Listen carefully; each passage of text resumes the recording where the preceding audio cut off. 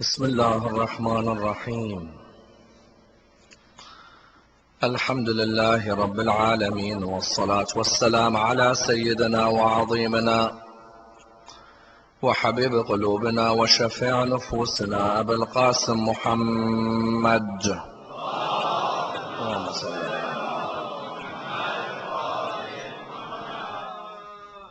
وعلى أهل بيته الطيبين الطاهرين وأصحابه الغر الميامين.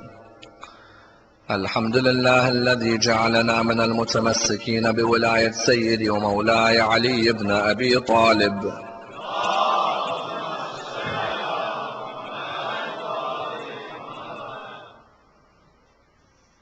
الحمد لله الذي هدانا لهذا وما كنا لنهتدي لولا أن هدانا الله. أما بعد، يقول الله في كتابه الكريم: بسم الله الرحمن الرحيم، ولله على الناس حج البيت من استطاع إليه سبيلا. The first of our salawat in honor of Rasulullah Muhammad sallallahu alayhi wa alihi wa sallam.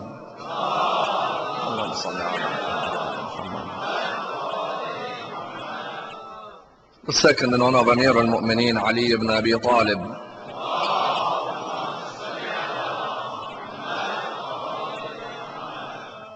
The third with your loudest voices in honor of Imam Sahib al-Asr wal-Zaman.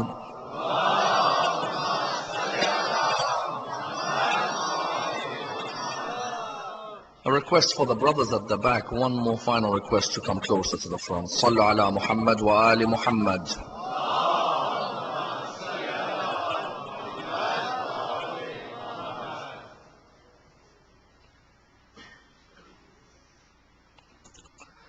Respected brothers and sisters, Assalamu alaikum wa rahmatullahi wa barakatuh.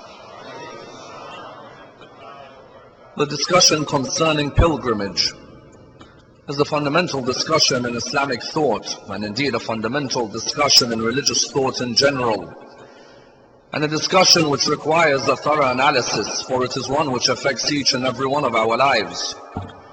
It is a discussion from which many lessons may be learnt and many examples may be derived, and a discussion with a historical base and a contemporary significance. Contemporary in the idea that each and every religion in the world today prides itself on its places of pilgrimage. Millions upon millions of its followers go towards these places of pilgrimage and go towards these journeys. They experience different experiences. They feel different emotions. They gain insight of different areas in their life. And indeed, whether it is Lord's or Amritsar or indeed Jerusalem, each one of these places is a place of reverence which people go and visit year after year. Likewise, the religion of Islam is a religion which prides itself on its places of worship and sees two benefits when a person goes on a pilgrimage. The first being individual, the second being collective. On the individual level, the benefit is of course that the human being learns the art of struggling and yearning to reach God. And that when anybody goes on a pilgrimage, there is a search in their life towards getting closer to God, a struggle which is part of their very essence. At the same time, there is a collective benefit because you meet people of different races, people from different backgrounds and from different tribes. Some who are rich, some who are poor, some who are educated, some who are not so educated. And therefore you find that nothing differentiates you in reality but that white piece of cloth which you wear. And that's why within the religion of Islam you have two types of pilgrimages. One which is recommended and one which is obligatory. Recommended places of pilgrimages, for example, Medina, the holy land of our Prophet, where he is buried, peace be upon him and his family, where the Imams of Ahlul Bayt are buried, where some of the most renowned companions of the Prophet are buried. That's a place which is seen as a recommended place of pilgrimage. Likewise, you find, for example, Najaf al-Ashraf, where Amir al-Mu'mineen is buried, Karbala al-Muqaddasa, where Abu Abdullah and his brother and the companions are buried. Likewise, Al-Kadhmiya al-Kadhmain, where Imam al-Kadhim, Imam al-Jawad are buried. You find Sham, for example, Mashhad, Samarra. These are all recommended places of pilgrimage. But then you have what is known as the obligatory place of pilgrimage, and that is of course Mecca and the pilgrimage that is Hajj. this pilgrimage is one which each human being, it's obligatory upon them to undertake. And to many, they look forward to this experience as being a life-changing experience.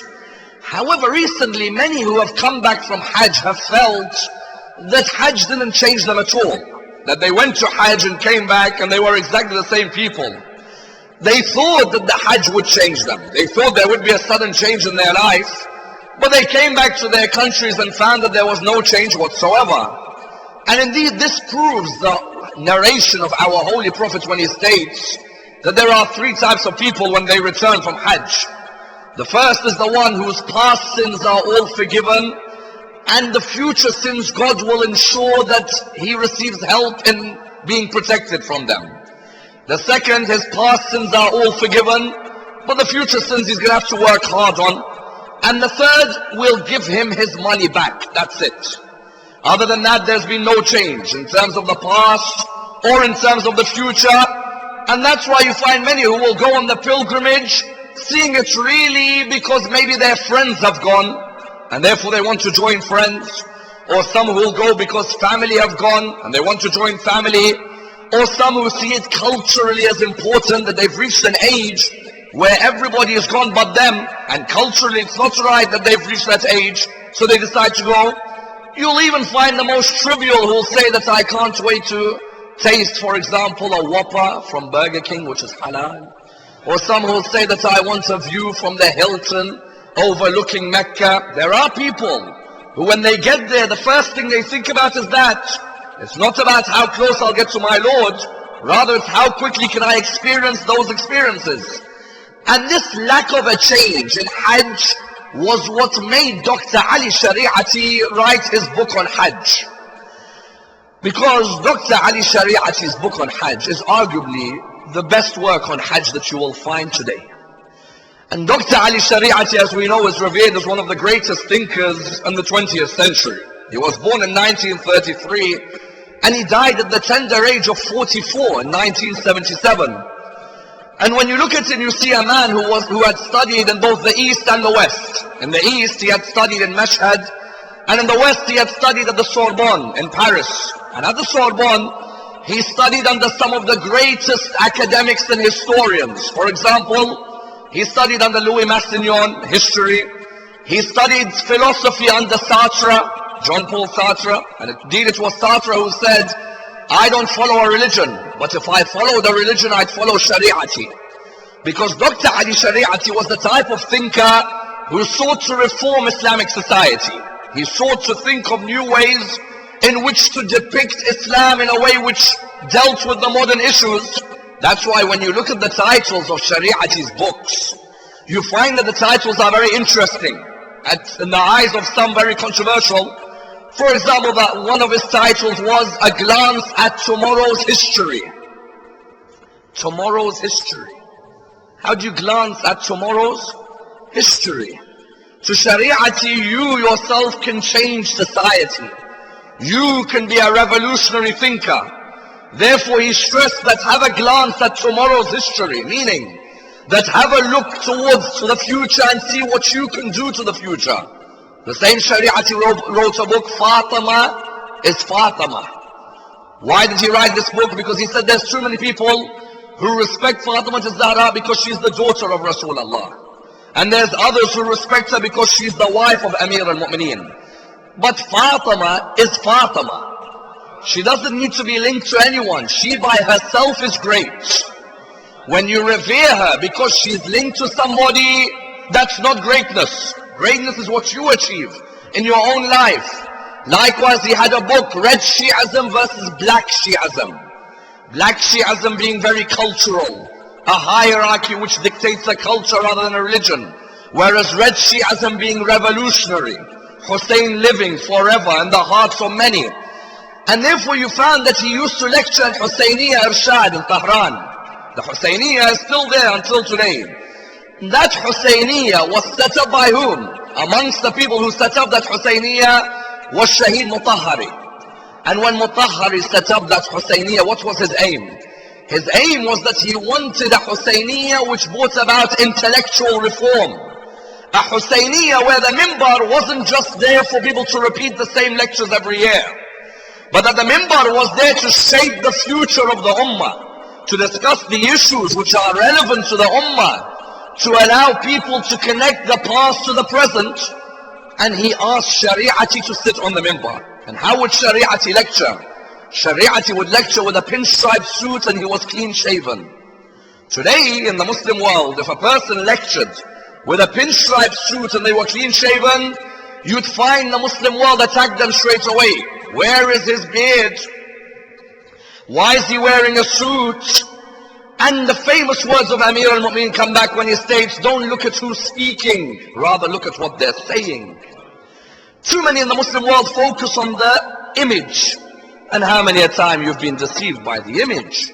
Whereas when Shari'ati spoke, what do you find?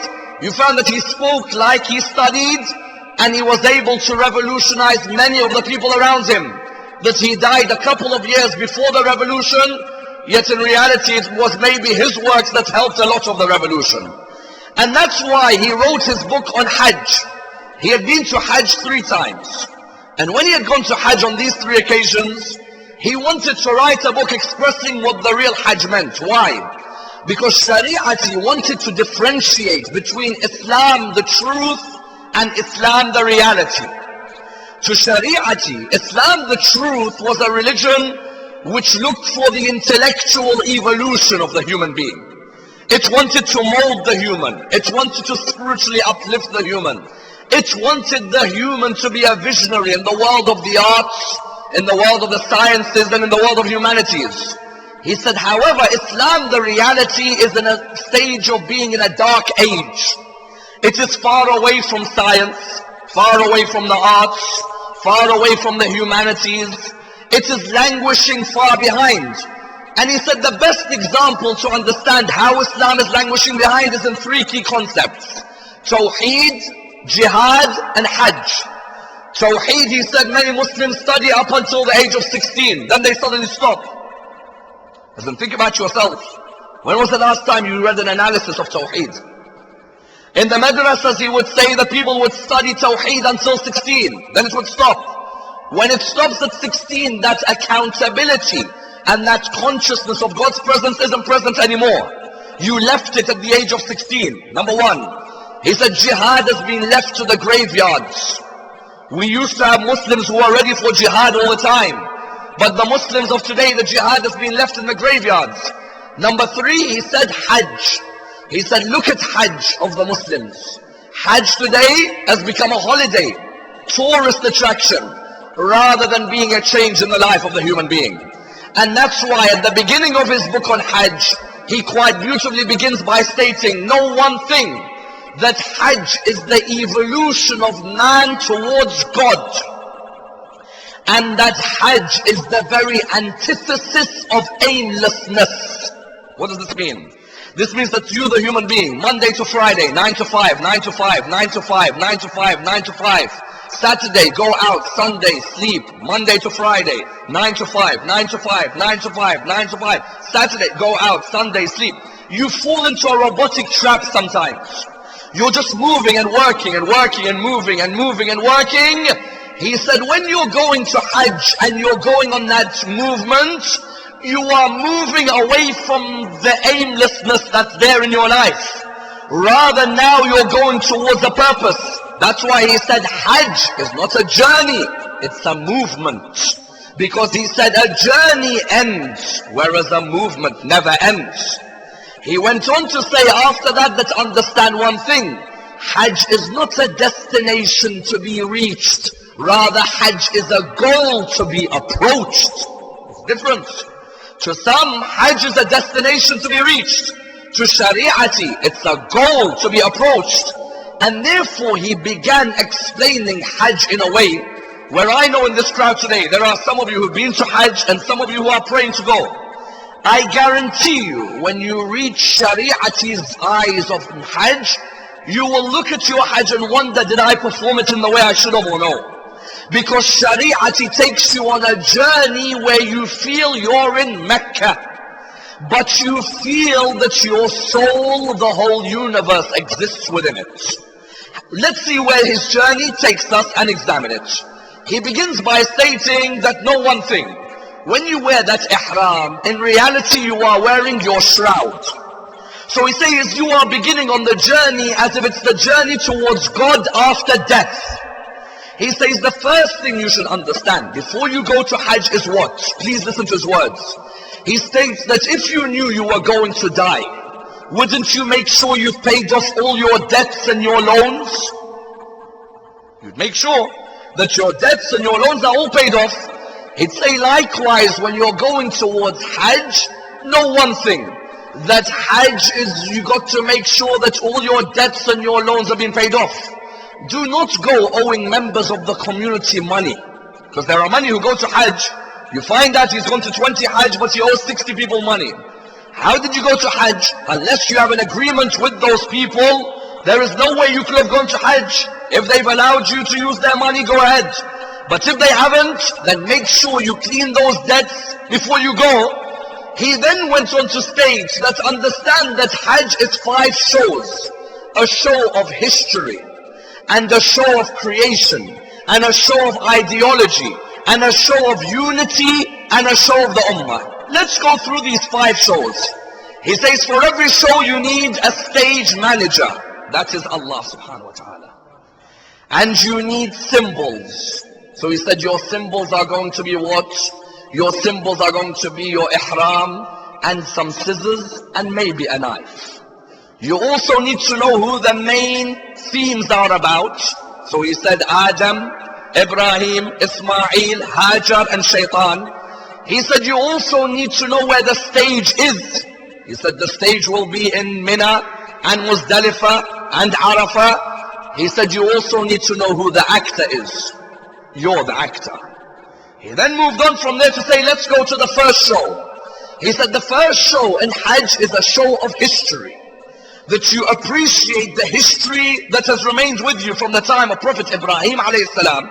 Because we know that each of the actions in Hajj is in reality a representation of Nabi Ibrahim in Hajj, or Nabi Ibrahim with his son or with his wife. For example, when you pray near Maqam Ibrahim, you are praying near the place where Ibrahim and his son built the Kaaba. When, for example, you move from Safa to Marwa, you are moving in the same way Hajar moved from Safa to Marwa. When you drink of the water of Zamzam, you are drinking of that water that came out for Ismail. When you throw those stones, you are throwing the stones which sought to remove Shaitan from Ibrahim. In each movement, you are in a show of history, and your history is important to each and every one of you. But he says, make sure you hold on to that history. Why? Because he said the first reformer to the history of Hajj was the Holy Prophet himself. Why? Because you know how the Arabs used to perform their Hajj? Number one, they used to perform tawaf naked. The Arabs used to perform their tawaf naked. You say to them, why are you doing your tawaf naked? He says to you, because God says that I have to be in my most simple. So this is my most simple. Well, we said you have to be in your most simple, but there's certain parts which you have to cover to remain in your most simple. They used to perform Hajj. The tawaf was naked, for example, number one. Number two, when they'd go around the Kaaba, they would be gossiping with one another about others. Number three, they'd get involved in petty arguments with one another over the most trivial issues. Number four, when they'd sacrifice the animal, they'd get the blood and throw it towards the Kaaba, and they'd sacrifice the animal towards their idols. Notice that even today, some of those Jahiliyyah actions are still in the behavior of some people in Hajj. Gossiping, normal. He's gone to Hajj, but he's still gossiping about the members of the group. Fighting, normal. Why is the rice today burnt? Why is the flight late? You told me the flight will be at 6. Can you not see the man's got 800 people with him? As in, what do you think? He's going to automatically be able to bring you a flight like that? You find that when Rasulullah reformed Hajj, he wanted the people to understand the true history of Hajj. That when you people come and sacrifice the animals and throw the blood on the Kaaba, the Quran revealed the verse, Allah does not care about your sacrifices. Rather, Allah cares about how conscious you are of His presence. Don't come and fight near me when you come towards my house. Rather, be conscious of your history. He said, after you move from the history, you move on. He goes, when you move on, you go to wear the ihram. Listen to his lines about ihram. He said, when you go to wear the ihram, many of you will be told, now you take your old clothes off and you wear your new clothes. He said, many of you will be concerned, is my ihram properly on? As in, is it going to fall? No, I'll hold on to it. I'll make sure that the ihram's covering my shoulder, not covering my shoulder. He said, you have not understood what the real ihram is. He said, do you know which clothes you are taking off and which clothes you are putting on? He said, you're taking off the skin of a wolf, or some of you will take off the skin of a rat, some will take off the skin of a fox, and some will take off the skin of a sheep. He said, do you understand what the skin is of a fox and of a rat and of a sheep? What is that skin? And of the wolf? He said, some of us, when we go to Hajj, we've got an ihram, we've got a skin known as the skin of a wolf, meaning we've always been fierce and oppressive with our fellow brothers in the community. He said, there are some whose skin is that of a wolf. They're always argumentative. They look for fights in their own community. They look to spark trouble at any occasion. When anybody disagrees with them, they always want to make it an argument. And do not leave that argument alone. He said, the first skin you take off is the skin of being a wolf, and you wear your new ihram. Then he said, but there are some who wear the skin of a rat. What's that? The skin of being crafty people.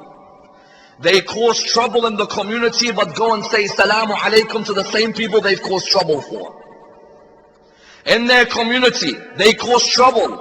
But like a rat, they craftily get themselves out of trouble. They go to say salam to the same people that they have got the trouble into. He says, you should take off the skin of being a rat and wear your ihram. Then he said, the third group of people in Hajj, they wear the skin of a fox. They are sly. They look like pious individuals, but they are the biggest hypocrites. They look like they are always worshipping Allah, yet behind the scenes they are causing trouble against the religion of Allah. They look like they are bringing complimentaries towards you, when really they have hatred. He said, they should take off the skin of a fox. Then he said, the fourth group of people have got the skin of a sheep. They never speak out against oppression and injustice.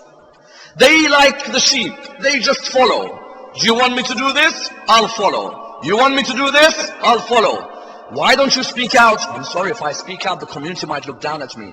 But there's a form of oppression. What do you mean the community will look down? He says they have the skin of a sheep.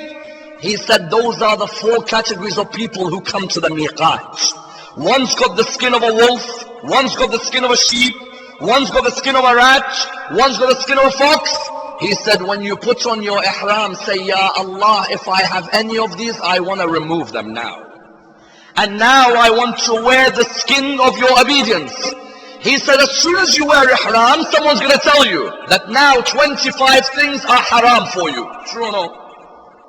He said, straight away, someone's going to come and tell you, it's haram to look in the mirror.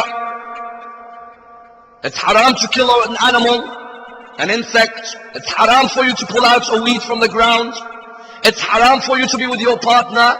It's haram for you to put on perfume. He said, don't look at the exterior, look at the interior of why Allah made these haram. He said, when Allah said to you, don't look at the mirror, it's because Allah didn't want you to look at the mirror of your body, but for once look at the mirror of your soul. He said, throughout your life, when you look in the mirror, you're more concerned with the body, but for once now look in the mirror of your soul. How clean is that soul that you look after in your life? He said, when Allah said to you, don't put on perfume, it's because Allah was saying to you, I want you to smell the real fragrance of obedience towards me. When Allah said to you, don't kill an insect, it's because Allah wanted you to walk around the earth like Jesus, son of Mary. That when he'd walk on the earth, he'd be worried that make sure there's no insect that I may have killed as I was walking. When Allah says to you, don't pull out weeds from the ground or the plants, it's because Allah is telling you, oh mankind, are you concerned about the environment I gave you as a trust? When you look at the depletion of the ozone layer or the contamination of water, are you concerned about that?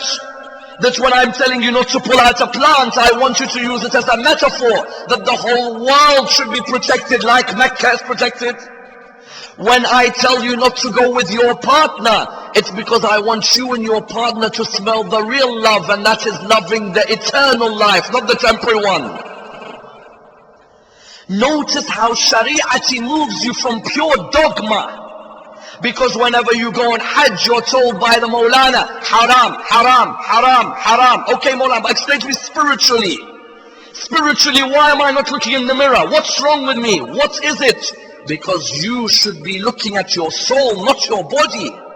Remove the vanity and move on.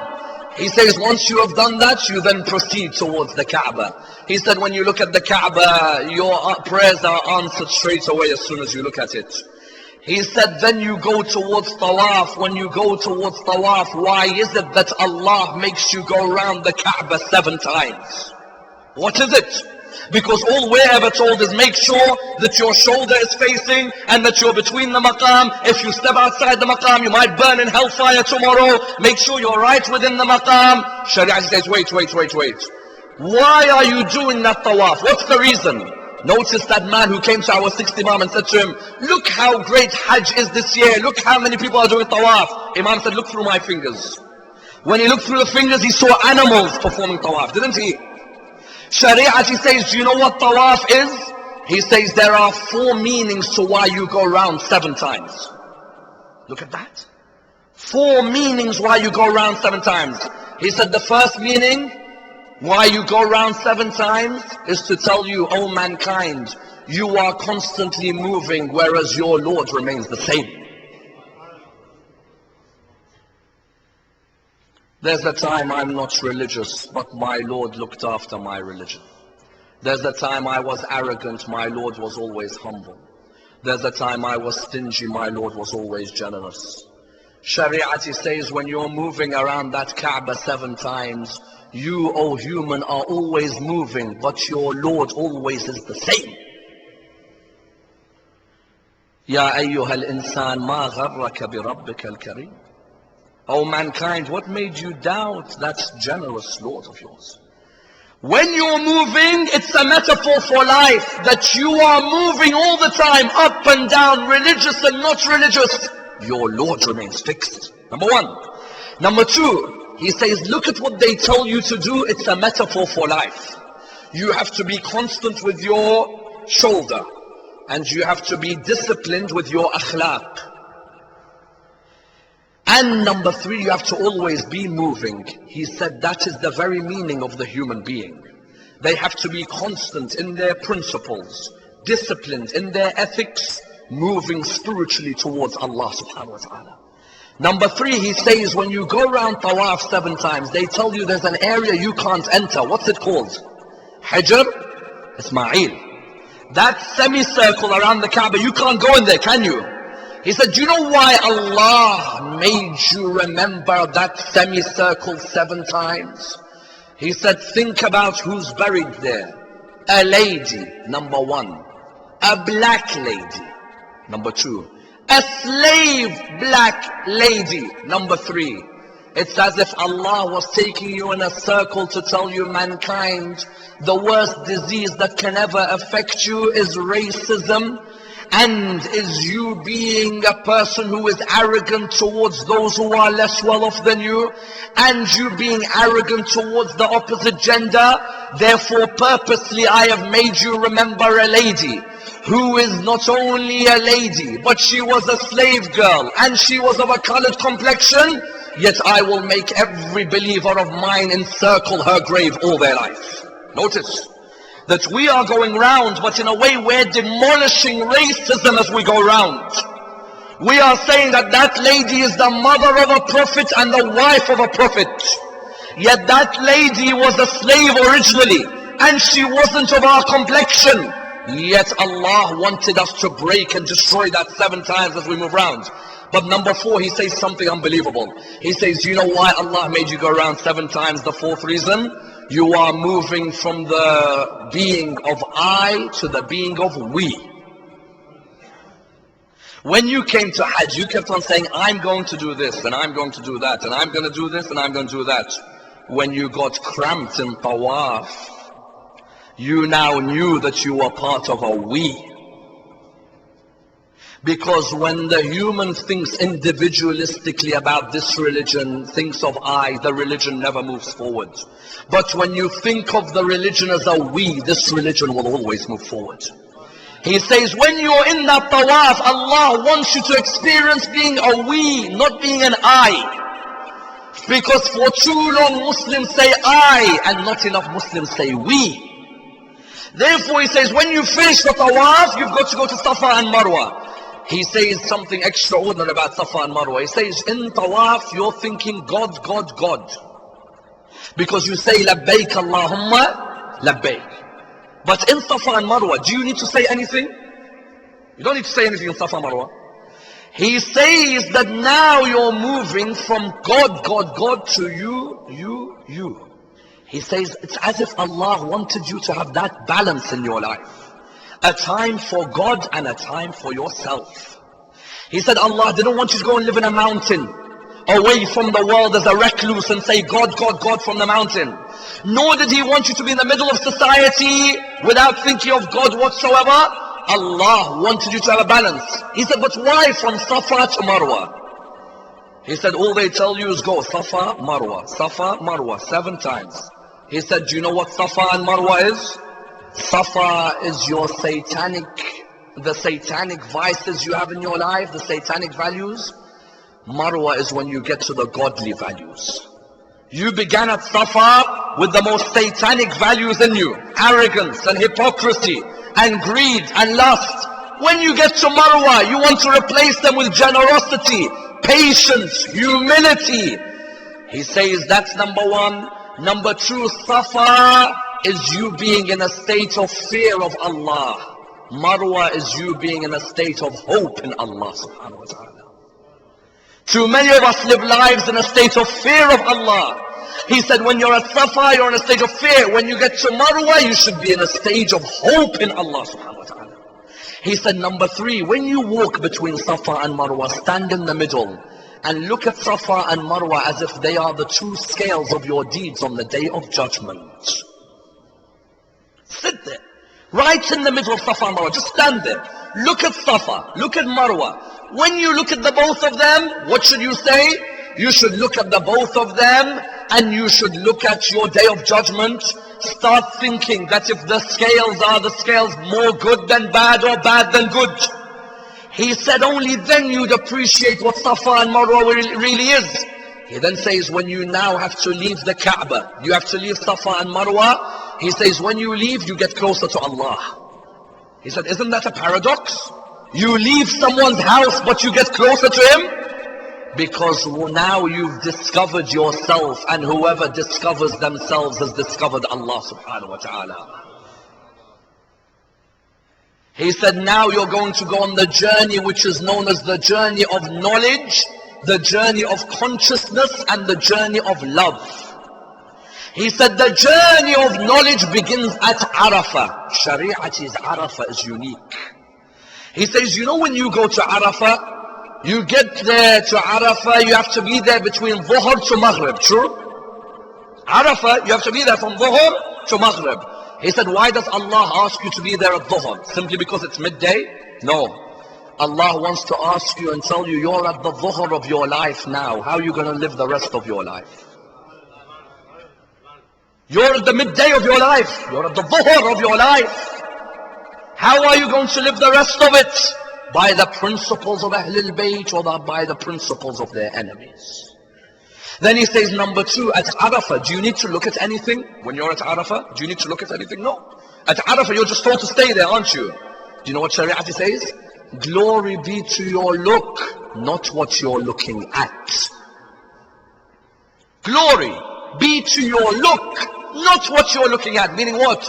Meaning that now you're sitting in Arafah, your look is more important than what you're looking at, because your look is the look of introspection. There is no look in the life of the human than when they reflect about the way they live their life. Allah didn't need to tell you at Arafah to look at a building or to look at a monument. All he said was sit there. Shariat says, glory be to your look, not what you're looking at. That look of introspection is so powerful.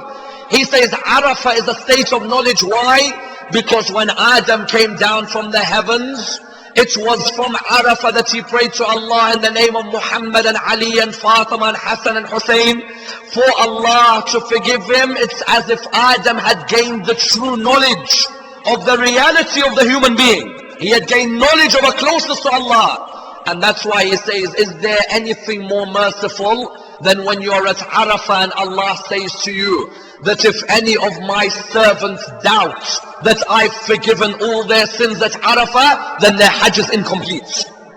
Because you know, if you get to Arafah and you doubt that you've performed a sin and that Allah hasn't forgiven it, then that Hajj has got issues. Have you ever seen a more merciful Lord? Do I deserve this insignificant creature who's been so arrogant in his life? Do I deserve to get to Arafah and sit there and just for sitting for a few hours, my Lord tells me everything's wiped off now? And if I doubt it, my Hajj is incomplete. Is that a Lord who wants to punish or wants to be merciful? Ask yourself. He says when you then move from Arafah, you're going to go to Muzdalifah. He says when you get to Muzdalifah, you move from knowledge to what? You move from knowledge to consciousness. You are now conscious, you are alive, you have a clean slate, all your past sins are forgiven, you are now ready for war. So you go and look for these pebbles. You look for them. You're ready for war against that existence who for years had took you away from the consciousness of Allah. Against who? Against Shaitan. You pick those pebbles up and you're ready for war. He says, why does Allah say at Hajj in Muzdalifah you have to sleep under the darkness of the night? Don't we? Didn't we all sleep under the darkness of the night? He said, don't look at the darkness of the night. Say that Allah made me sleep to remind me that the dark part of my life will never affect me again. Look at him. The dark years of my life when I wasn't religious will never come back to haunt me.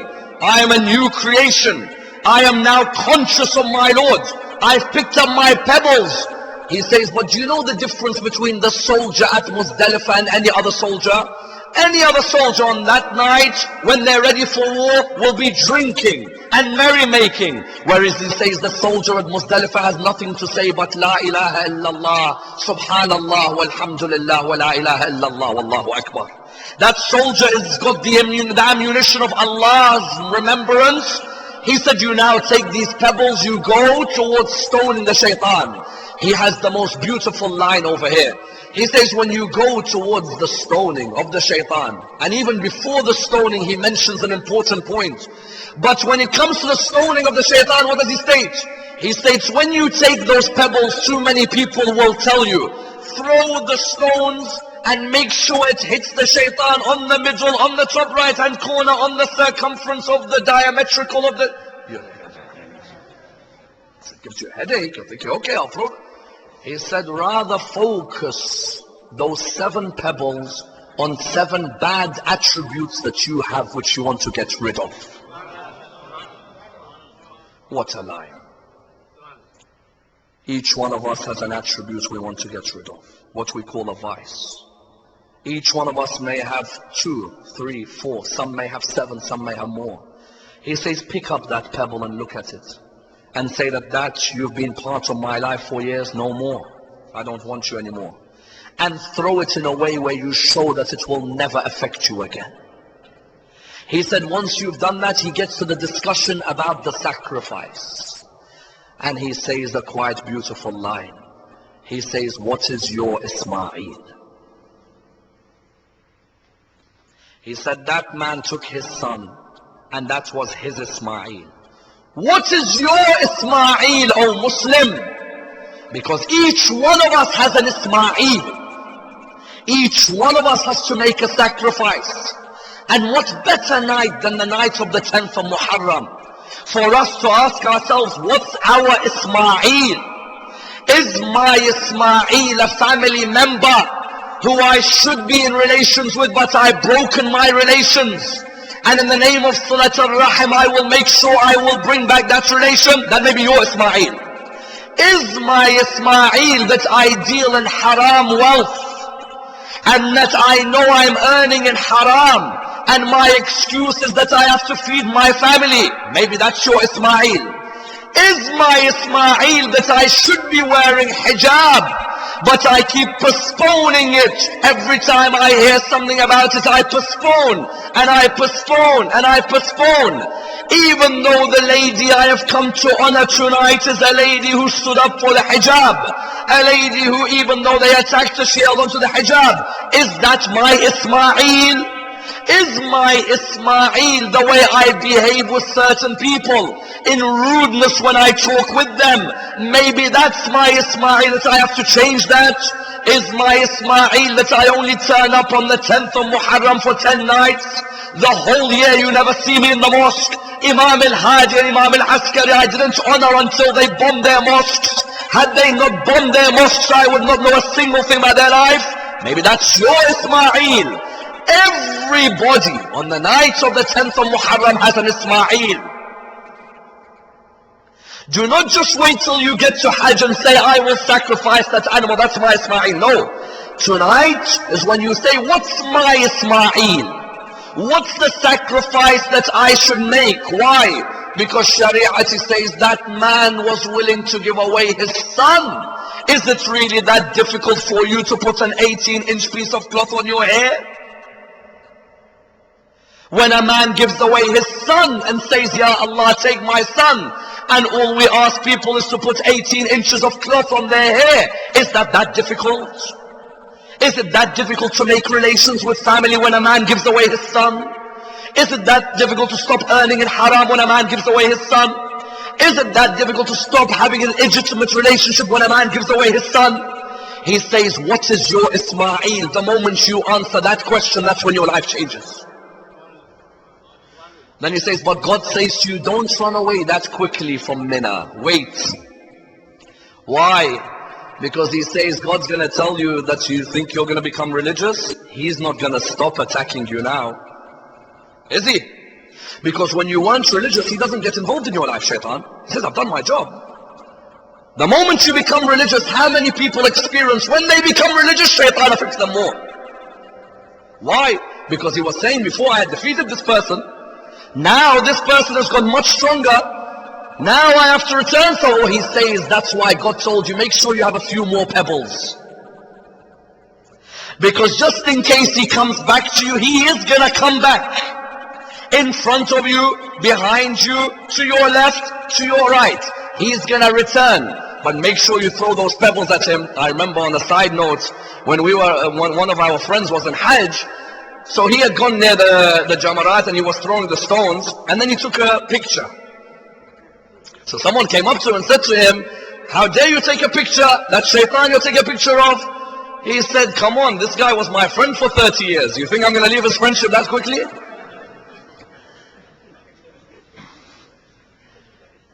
He says those pebbles are to remind you that shaitan will not stop. Don't come back from Hajj and then suddenly change back. No, as soon as you come back, you've done your Ismail, keep the Ismails going every day. Keep the sacrifices moving. Then he says that know that Hajj is a show of unity. That we the Muslims who follow the Ja'fari school, when we come to Hajj, we should seek to unite with those who follow the school of Abu Hanifa, and those who follow the school of Malik, those who follow the school of Muhammad ibn Idris al-Shafi'i, those who follow the school of Ahmad bin Hanbal, because all of us come under the banner of La ilaha illallah and Muhammad Rasulullah. Unity doesn't mean we compromise our beliefs. It means we act with manners when we discuss the beliefs of others. There's too many in the school of Ahlul Bayt who are being bigger enemies for the school than the people outside the school. And that's got to stop. It's got to stop. On YouTube we have people who are disgraceful figures claiming to represent Al-Muhammad. And they come on their videos and their lectures attacking people from other schools in Islam and attacking their personalities, simply because I disagree with another personality in the religion of Islam does not mean I rudely attack them. There are Muslims in the world who respect those figures. If I have a difference, I will describe them like my Imam described them, by saying that X, Y, and Z is why we disagree. That's it. But to use the pulpit to be rude or condescending against the figures of other schools in Islam is not part of the manners of the school of Ahlul Bayt. And anybody who encourages it is an enemy to Al Muhammad. Because Ahlul Bayt, when they would discuss the religion, the Imam himself would say, that is the Ra'i of Ahlul Kufa, Abu Hanifa. That's the Ra'i of Medina, Malik ibn Anas. And this is the Ra'i of Ja'far ibn Muhammad. He would acknowledge that other Muslims have opinions. We have an opinion. We do not go about rudely with our opinions, no. Rather, we seek to express our opinions with respect, with morals, with an attitude of either we agree to agree or we agree to disagree. When you go to Hajj, make sure that it's a show of unity, that even we put out our hands if they don't shake it, as long as we put out our hands. Do you know 2 years ago in Mina, the lecture that was given by the Imam of the mosque over there, the kufr of Abu Talib. Let him, doesn't matter. But don't you reply back with abuse. He gives his opinion, I'll reply with 100 lectures on Abu Talib. No problem. But don't be abusive, make it a show of unity, because the Muslim world requires Muslims to be united. And if we have differences, let the scholars sit and academically sit and discuss the differences. Don't let laymen discuss the differences, because laymen will get us in trouble. Then after that he says, Hajj is the show of the Muslim Ummah. And he asks the question, why didn't Abu Abdullah complete his Hajj before Karbala? This is where Shari'ati lets out his feelings about Imam al-Hussein. He says, the grandson of Rasulullah doesn't complete his Hajj. Isn't that a tragedy? He said, but Abu Abdullah, when he didn't complete his Hajj, he was telling you how Hajj should be completed. Look at that line. He didn't complete his Hajj, but he was telling you how Hajj should be completed. Why? Because Abu Abdullah was telling you, what's the point of me completing Hajj when there is a tyrant sitting there and none of us are speaking out against him? All of you are doing tawaf, yet you don't speak out against oppression in the ummah. All of you have gone to Safa and Marwa, you don't speak out against oppression in the ummah. All of you are going to Muzdalifah, you don't speak out against oppression. All of you are going to Mina, you don't speak out against oppression. I won't complete a Hajj just for the sake of doing rituals. The Hajj of Imam al-Hussein is a Hajj where slogans are called out against the oppressors of the Muslim Ummah. Both the oppression which is internal and the oppression which is external. We have internal oppression, without a doubt. We have that Jannah called Jannat al-Baqi'. That piece of Jannah, that piece of heaven, which every day they are demolishing. Every day they are putting fences around. It's the duty of every one of the followers of Ahlul Bayt to put up a slogan in Hajj to say, why? Aren't these the family of Rasulullah? Don't they deserve more reverence? Likewise, there is external oppression we need to speak about. The followers of Ahlul Bayt in Parachinar being mutilated every day. Killed every day. Executed every day. There should be slogans speaking out against those who do this, against the followers of Ahlul Bayt. Those who kill the followers. Abu Abdullah didn't complete his Hajj. Why? Because he was showing the other companions who were living at the time. He was showing them that you can all perform your Hajj, but none of you are speaking against Yazid. That's not Hajj. Hajj is that I sit here and I speak out against the man. And I make sure that that man does not continue to rule the state. And if it means that they got to chop me up, then let this body be chopped up. For if bodies are meant to die and decay, then let this body be chopped into 1,000 pieces. The body will be chopped up, but the message of Hussein will never die. And that's why he said that Imam didn't complete his Hajj and went to Karbala, because he wanted to make clear that I will stand to look after this ummah. إني لم أخرج أشرا ولا بطرا ولا مفسدا ولا ظالما وإنما خرجت لطلب الإصلاح في أمة جدي رسول الله أريد أن آمر بالمعروف وأنهى عن المنكر وأسير بسيرة جدي وأبي علي بن أبي طالب He said, I have not come out for fame. I haven't come out for glory. I haven't come out to win your votes or to oppress. I've simply come out to reform the ummah of my grandfather, to enjoin the good, to forbid the evil, and to live by the principles of my grandfather and my father, Ali ibn Abi Talib. And truly, Aba Abdullah, has one person mentioned, like the author Charles Dickens mentioned, we learn justice from Hussein. Why? Because a man normally wouldn't take his family with him. He may take others and sacrifice them. But you see, Ibrahim, at least he never had to sacrifice that son. Because when Ibrahim came to sacrifice Ismail, Allah had replaced the sacrifice. May Allah bless the soul of Aba Abdullah, when he had to bring about his 6-month-old baby on the 10th of Muharram. How difficult a sacrifice. If only Ibrahim had seen that sacrifice on the 10th of Muharram. May Allah give patience. May Allah give patience to Rabab, the mother of the Radi'. Do you know, one poet described Rabab when they returned on the 40th, when they came back to Karbala. One poet said, shall I tell you what Rabab said to the earth of Karbala? Imagine, a mother speaks to the earth. She says, O land of Karbala, don't sting the wound of my baby. Because where that arrow hit, and that's why even our fourth Imam says, when I was burying my father, his holy head spoke to me. And he said to me, I heard a voice speak to me, saying to me, oh my son, let the 6-month-old baby be buried on my chest. Put him on my chest. That's why in Karbala,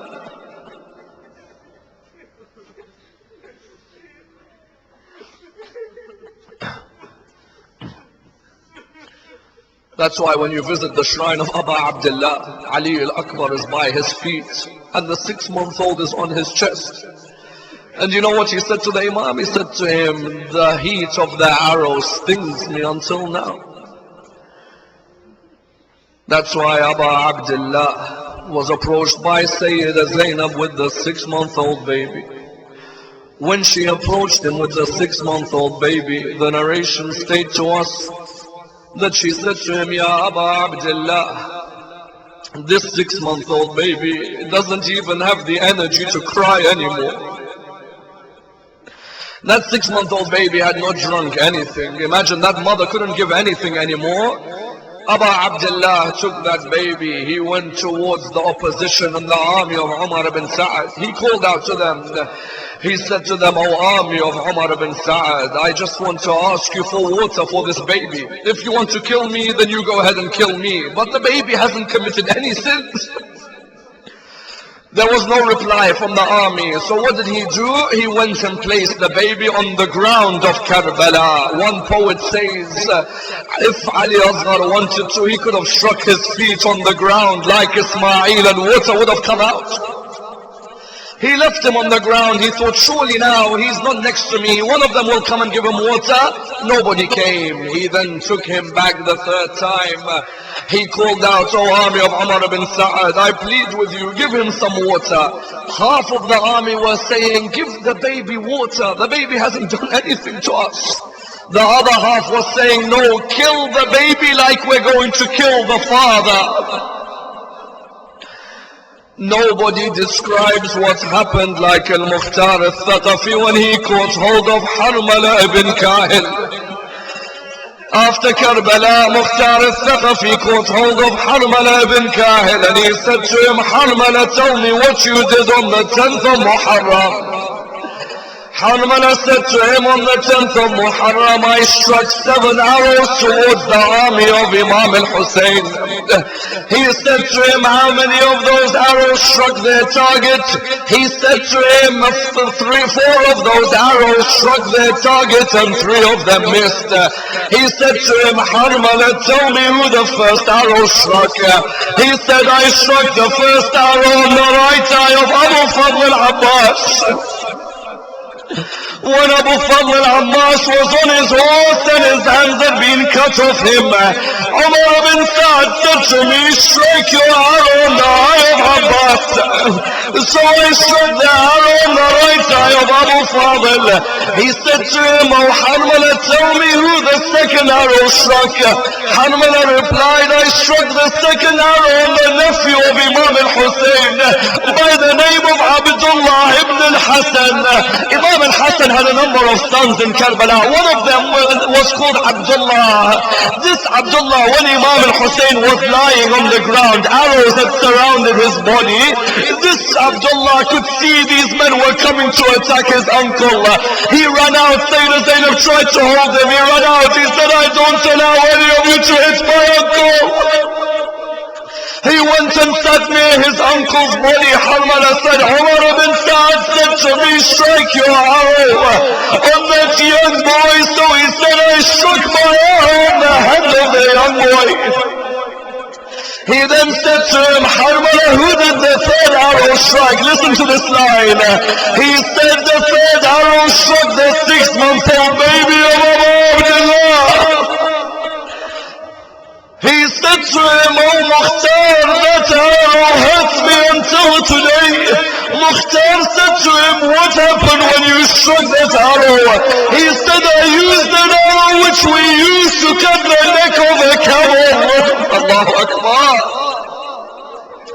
Brothers, how big is the neck of a camel? And a camel can contain first. He said, I struck the baby when I saw the whiteness of the neck of the baby. I struck the arrow on his neck.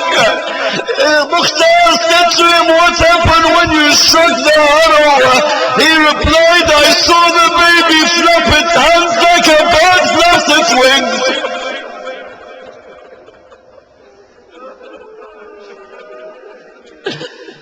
He then said to him at this moment, what was the fourth arrow that you struck? He said, the fourth arrow I struck on the chest of Abu Abdullah. Imagine how difficult it was for Abu Abdullah when he saw this baby flap its hands like a bird flaps its wings. The narration states he went back to his army. He said, Inna lillahi wa inna ilayhi raji'un. He went back and he said, Inna lillahi. He went a third time. He did this 7 times. Someone called out, Hussein, why did you do this?